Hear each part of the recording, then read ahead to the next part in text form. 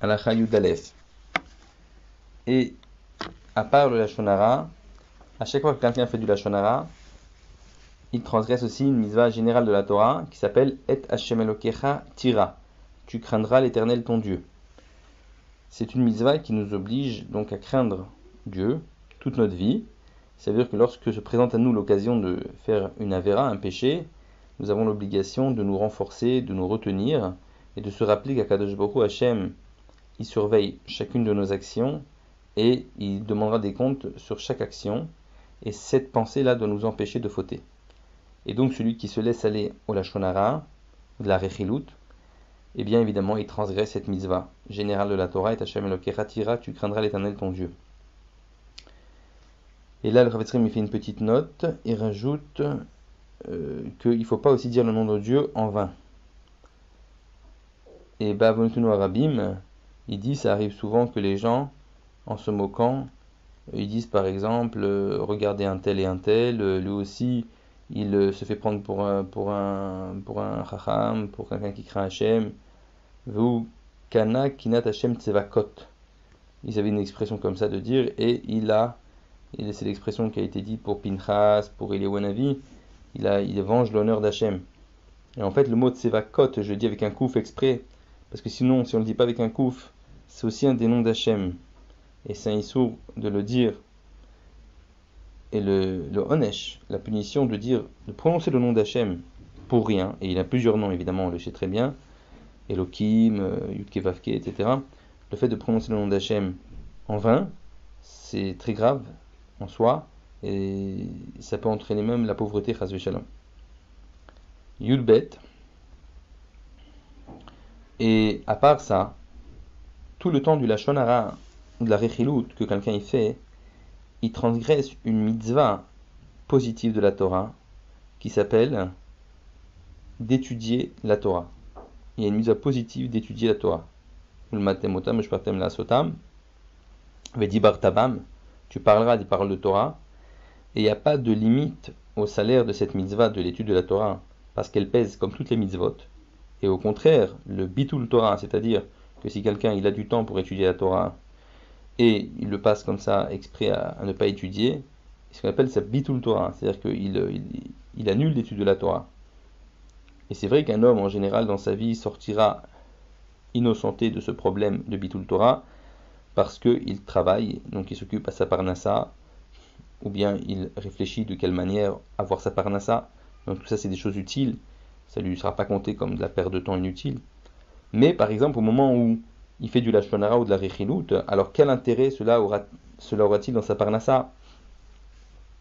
À ce moment-là où il fait du Lashon Hara, c'est sûr que c'est un temps à part Lashon Hara qu'il fait, en même temps il transgresse, donc Vedi Bartabam, tu étudies la Torah, parce que ce temps-là il le passe à faire du Lashon Hara, alors qu'il pouvait très bien aussi en parallèle le passer à étudier la Torah.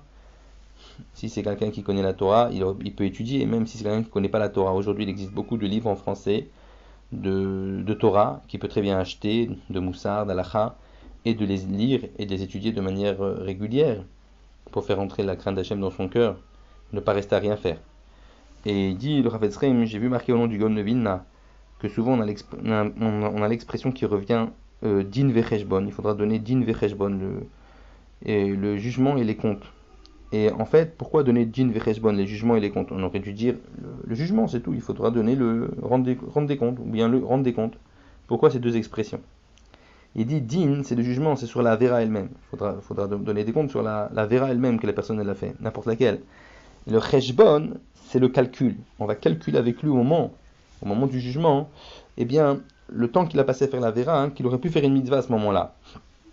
Et sur ces deux choses, il faudra donner des comptes. Et Béhémet, chaque mot de la Torah en soi est une mitzvah. C'est-à-dire que si quelqu'un il étudie 100 mots de Torah, eh bien il a fait 100 mitzvahs. C'est pas un quart d'heure de Torah égale une mitzvah. Non, chaque mot de Torah est une mitzvah. S'il étudie une Mishnah, ou un taf de Gemara, une page de Gemara, c'est des centaines de mitzvot qu'il va faire, des milliers. Et au contraire, si à ce moment-là, il a perdu 10 minutes de temps à faire une Avera, eh bien il a aussi fait 1000 mots de Bitul Torah, plus que ça.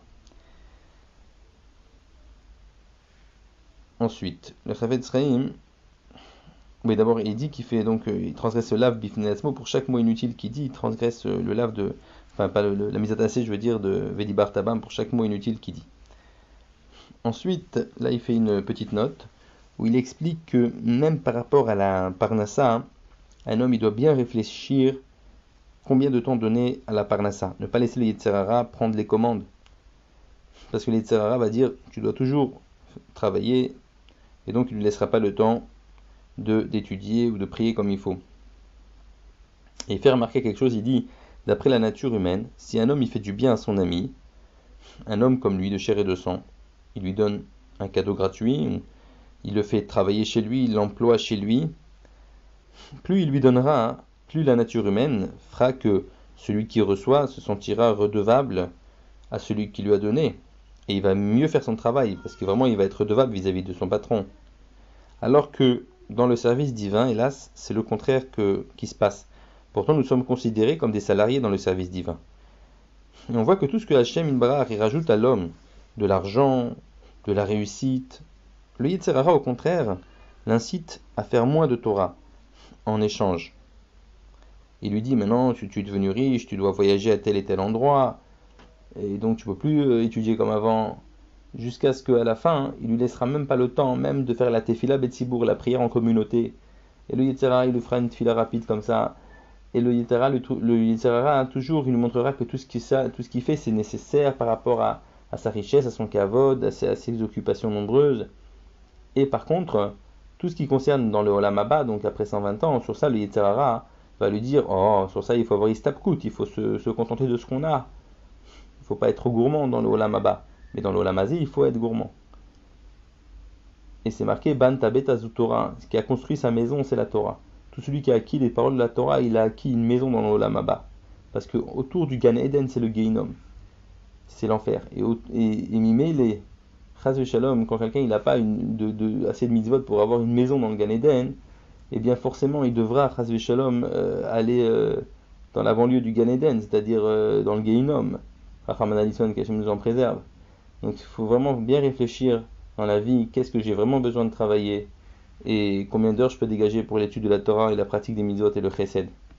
Et là, il faut bien calculer réellement et ne pas se mentir à soi-même.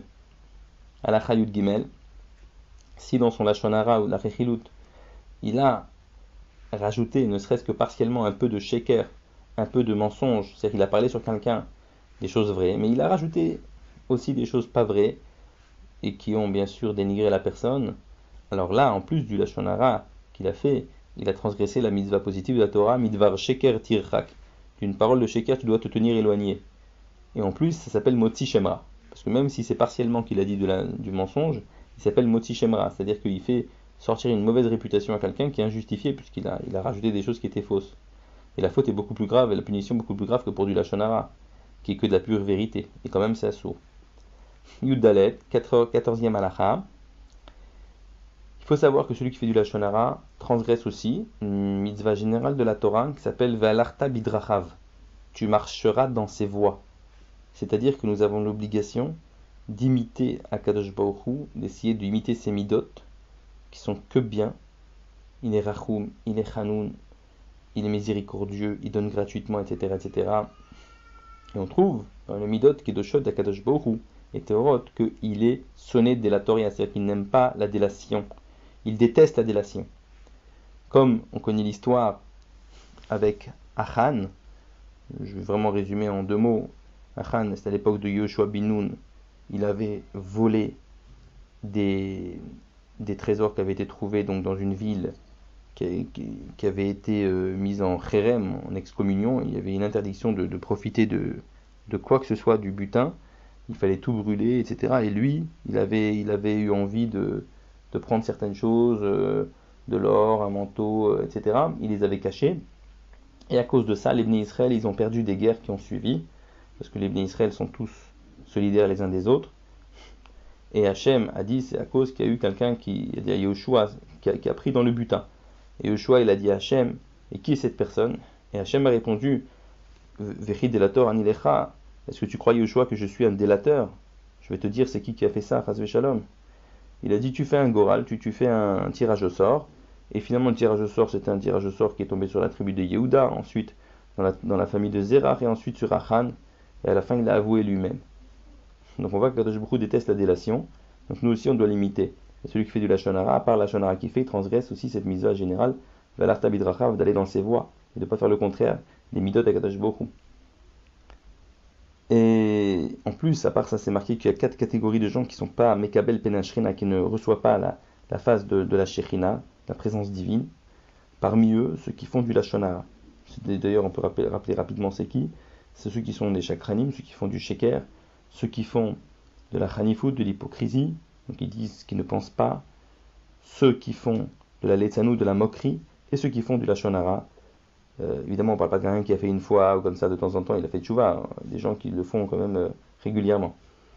Et celui qui s'habitue à cette mauvaise mida de Lashon Hara, c'est sûr que donc il ne méritera pas de voir la Shekhinah, il s'appellera Katmis après Lashon Hara, et en plus il ne suit pas les voies d'Hachem. Et voilà, on termine ici la Peticha. Le Chavetz Chaim, il dit voilà, nous avons calculé donc 14 mitzvot positives que celui qui fait du Lashon Hara, il est susceptible de transgresser en faisant du Lashon Hara, à part les 17 mitzvot négatives, les 17 lavines, et bien que bien sûr quelqu'un ne va pas transgresser les 17 lavines et les 14 asines en une fois, mais c'est sûr que celui qui a cette mauvaise mida de faire du Lashon Hara, de la Rechilut, au bout du compte, au bout du temps, c'est sûr qu'il transgressera tout ça.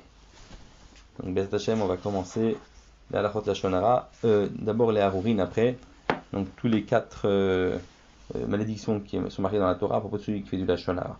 Et ensuite la halachot Lashon Hara. Bezat Hashem.